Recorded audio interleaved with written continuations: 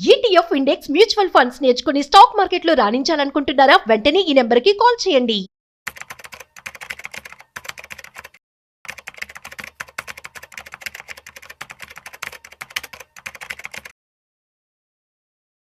Hello నమస్తే, welcome to Suman TV. ప్రస్తుతం మనతో పాటు మాధవిరెడ్డి గారు ఉన్నారు, certified financial planner.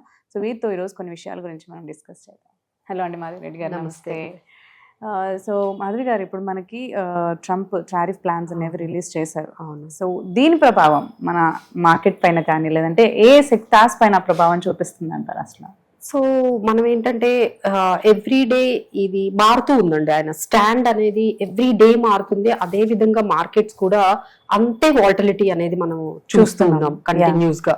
So especially last 3 days నుంచి అయితే ఇట్ వాజ్ లైక్ హ్యూజ్ అనమాట. హ్యూజ్ అంటే ఫస్ట్ ఏమన్నారు, ఆయన 25% అనేది వాళ్ళు రిలీజ్ చేశారు. సో 25% టారిఫ్స్ అది August 7th నుంచి అని చెప్పారు. అది కూడా మనం చాలా ఎక్కువ, ఎందుకంటే కంపేర్ టు జపాన్ కానీ యూతో వాళ్ళందరికీ ఏంటంటే 15-10% ఆ కంట్రీస్ తో మనం కంపేర్ చేసుకుంటే డెఫినెట్లీ మనకి చాలా ఎక్కువ అని 25% కే మనం చాలా వరకు ఇంపాక్ట్ అయ్యిందండి market almost.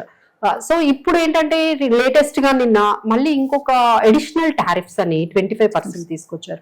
That comes to ఇప్పుడు all over 50%. So this is not about ఇదేంటంటే ఒక టారిఫ్స్ లాగా లేదండి, ఒక వార్ లాగా జరుగుతుంది between India and US.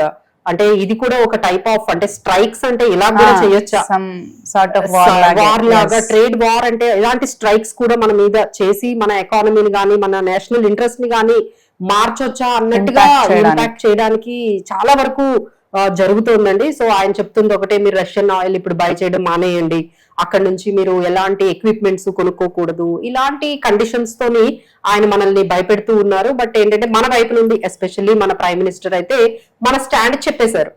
We will see only priority to the national interest. మన ఫార్మర్స్ ని మనం ముందు ప్రొటెక్ట్ చేసుకుంటాము, మన నేషనల్ ఇంట్రెస్ట్ ని మాకేది బెటర్ గా ఉంటుందో అది చూసి చేసుకుంటాము, మీరు ఓకే వేస్తారా వేయండి, వీఆర్ రెడీ టు పే అన్నంత సిచ్యువేషన్ కి ఈ రోజు వాళ్ళు తీసుకొచ్చారండి. కానీ చాలా వాటి మీద అది ఇంపాక్ట్ చూపిస్తుంది చాలా వరకు. 50% అంటే చాలా ఎక్కువ. బట్ ఏంటంటే still negotiations are going on. రేపు క్యాబినెట్ మీటింగ్ ఉంది మన మినిస్టర్స్ అందరితో కూడా. మోడీ గారు ఈ పర్టికులర్ గా టారిఫ్స్ మీదే ఒక క్యాబినెట్ మీటింగ్ పెట్టారంటే ఇంత ఎమర్జెన్సీగా. సో మీరు అర్థం చేసుకోవచ్చు ఆ ఇంపాక్ట్ ఏ సెక్టార్స్ మీద ఎంత ఇంపాక్ట్ పడుతుందనేది మనం కూడా మరి చర్చించుకోవాలి కదా. సో మినిస్టర్స్ అందరితో కూడా కూర్చొని ఏ సెక్టార్స్ మీద పడుతుంది, దాన్ని ఏ విధంగా మనం కాంపన్సేట్ చేసుకోవచ్చు, ఆ ఇంపాక్ట్ ని తగ్గించుకోవచ్చు అనే దాని గురించి డిస్కషన్ జరుగుతుందండి. అలానే అక్కడి నుంచి కూడా ఒక అంటే యుఎస్ నుంచి కూడా ఒకరు వస్తున్నారు మనతో ఈ నెగోషియేషన్స్ కానీ లేకపోతే డిస్కషన్స్ కి అని ఒక న్యూస్ అనేది వస్తుంది. So completely lot of news is happening అండి. సో ఈ 50% అనేది మనకి 21 days పాజ్ ఇచ్చారు. ఓకే. సో 21 days అంటే August 27th. So August 27th నుంచి మనకి 50% అనేది కంటిన్యూ అవుతుంది. ఇప్పటి వరకు ఏంటంటే August 7th నుంచి 25% స్టార్ట్ అయిపోయింది. సో ఇప్పుడు ఈ రెండు ఇంపాక్ట్లు చూడాలి. ఇప్పుడు 25% ఇంపాక్ట్ ఎలా ఉండబోతుంది, మళ్ళీ పాజ్ తర్వాత ఈ 21 days లో మనం ఏ విధంగా అడ్జస్ట్ చేసుకోవాలి. ఆయన స్టాండ్ ఇంకా డిఫరెంట్ గా ఉందండి. అంటే కొన్ని గూడ్స్ మీద సెపరేట్ గా ఆయన వేస్తా అంటున్నారు, ఫార్మా గానీ లేకపోతే సెమీ కండక్టర్స్ గానీ లేకపోతే ఈ మొబైల్ ఎలక్ట్రానిక్ ఎక్కువగా ఎక్స్పోర్ట్ అయ్యేవి మన ఇండియా నుంచి చూసుకుంటే ఫార్మా ఉంది, తర్వాత ఎలక్ట్రానిక్స్ ఉన్నాయి, టెక్స్టైల్స్ ఉన్నాయి. సో ఈ విధంగా మనం ఇంపాక్ట్ అనేది మనం మాట్లాడుకుంటే ఎస్పెషల్లీ వీటి గురించి. ఫార్మా అంటే ఇప్పుడు డాక్టర్ రెడ్డిస్ ల్యాబొరేటరీస్ గానీ, లుపిన్, అరవింద్ ఫార్మా, సిప్లా ఇలాంటి కంపెనీస్, అలానే టెక్నాలజీ కూడా మనకి ఇంపాక్ట్ అవుతుంది, డిక్సాన్ అని. తర్వాత semiconductors especially Motherson Sumi, Sundram fast, Bharat forge, Bosch ఇలాంటి కొన్ని సెక్టార్స్ అండ్ కొన్ని కంపెనీస్ అయితే చాలా వరకు, ఫార్మా స్టాక్స్ అయితే చాలా వరకు ఇంపాక్ట్ అయితే అయ్యాయండి. కరెక్ట్ కూడా అవుతున్నాయి. బట్ ఏంటంటే వీ హ్యావ్ టు సీ ఇది ఎంతవరకు ఇంపాక్ట్ మనం తగ్గించగలము, నెగోషియేషన్స్ ఏమైనా ఇంకా ఫర్దర్ గా ఉండబోతున్నాయా అనేది అయితే స్టార్ట్ అయింది. మన వైపు నుంచి మనమైతే స్టాండ్ అయితే క్లియర్ గా పెట్టాము. సో వాళ్ళు ఏంటంటే రష్యా నుంచి మనం ఇండియానే కాదు మిగతా కంట్రీస్ కూడా ఇంపోర్ట్ చేసుకుంటున్నాయి. Like China is importing a lot, Russian, అలానే బ్రెజిల్, తర్వాత ఇంకా చాలా కంట్రీస్ తెచ్చుకుంటున్నారు. Turkey is also importing a lot oil. But మన మీదే ఇండియా మీద ఈ స్పెషల్ అటెన్షన్ ఏంటి అనేది మనం కూడా వాళ్ళని అంతే ధీటుగా క్వశ్చన్ చేస్తున్నాము. రైట్ నౌ మార్కెట్స్ అయితే ఈ న్యూస్ కి 24,400 కూడా నిఫ్టీ అనేది స్లిప్ అయిందండి. సో రైట్ నౌ ఇప్పుడైతే మళ్ళీ కొంచెం రికవర్ అయింది. 25,600 24,600 దగ్గరికి మార్కెట్స్ అనేవి మనకి ఉన్నాయి. సో ఓవరాల్ గా చూసుకుంటే మనకి 24,300 24,350 అనేవి మంచి సపోర్ట్ లెవెల్స్ కనపడుతున్నాయి. అలానే 24,800 అనేది రెసిస్టెన్స్ కనపడుతున్నాయి. సో నెక్స్ట్ వీక్ కూడా ఈ రేంజ్ లో మనకి వాలటిలిటీ అయితే మాత్రం ఉందండి. Because as and when the news is coming, ఆయన సడన్ గా ఒక్కొక్క స్టేట్మెంట్ ఇస్తూ ఉంటే మార్కెట్స్ ఆ విధంగానే మనకి ఇంపాక్ట్ అవుతున్నాయి. So finally we have got ready. Let's see ఏం జరుగుతుందా అన్నట్టుగానే మనం రెడీ అయిపోయాము. So national interest as the top priority. మేము అక్కడ నుంచి ఆయిల్ బై చేస్తాము. సో అది మాకు చాలా అవసరం అని మనం 70% మనకి ఆయిల్ ఇంపోర్ట్స్ చేసుకుంటామండి. ఎందుకంటే అక్కడ నుంచే మనకి ఆయిల్ అనేది వస్తూ ఉంటుంది. So we cannot compromise on our national interest అని ఖచ్చితంగా చెప్పాము. So let's see how it goes. So ఒకవేళ ఇంపాక్ట్ చూపించినా అది ఎంతవరకు మనకి అంటే లాస్ అనేది ఇస్తుందని అంటారు? డ్రాస్టిక్ చేంజెస్ చూస్తామంటారా? అదేనండి, కొన్ని ఇప్పుడు చెప్పాను కదా, కొన్ని టెక్స్టైల్స్ కొన్ని కంపెనీస్ అంటే అరవింద్, తర్వాత వర్ధమాన్, కేపీఆర్ మిల్స్, ఇలాంటి కొన్ని కంపెనీస్ కొన్ని సెక్టార్స్ ని మన వాళ్ళకి ఏదైతే ఇంపాక్ట్ అవుతుందో ఏ విధంగా సబ్సిడీస్ ఇచ్చి మన ఇండియన్ గవర్నమెంట్ ఆ కంపెనీస్ ఏవైతే ఎక్కువగా ఇంపాక్ట్ అయ్యాయో వాటికి సబ్సిడీస్ ఇవ్వాలి. So that they need not get that much hurt.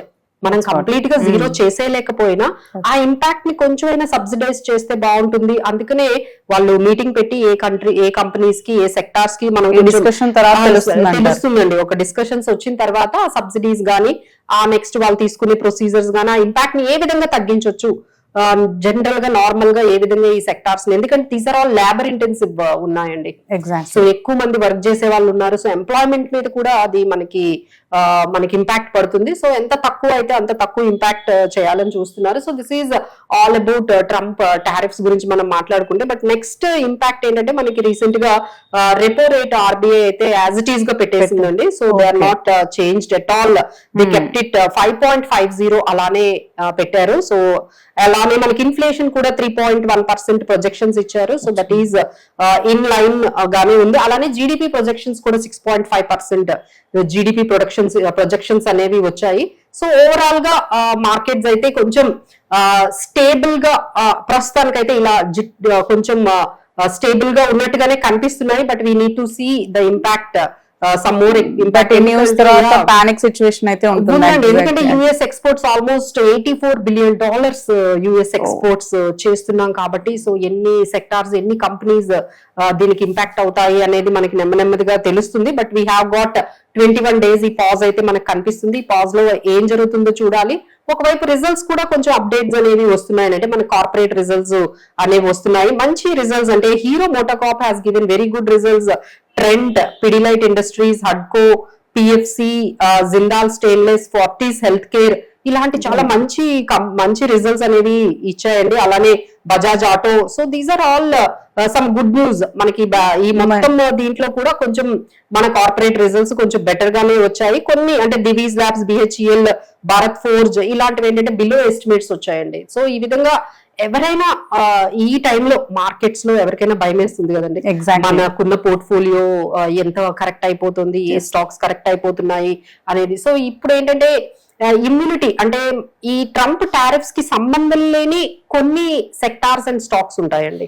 Like ఏంటంటే మనకి ఇండియన్ హోటల్స్ అని, hotel industry, that is nothing to do with Trump tariffs. అలానే మనకి consumption stocks like ITC, HUL ఇలాంటి కన్సంప్షన్ స్టాక్స్ తీసుకోవచ్చు. అలానే మనకి fertiliser stocks because the monsoon is very good. So కొంచెం పికప్ కూడా అవుతోంది, కన్సంప్షన్ స్టోరీ అనేది స్టార్ట్ అవుతోంది. సో రిటర్న్ రేట్స్ కూడా అలాగే ఉంటాయి, బాగుంటాయి.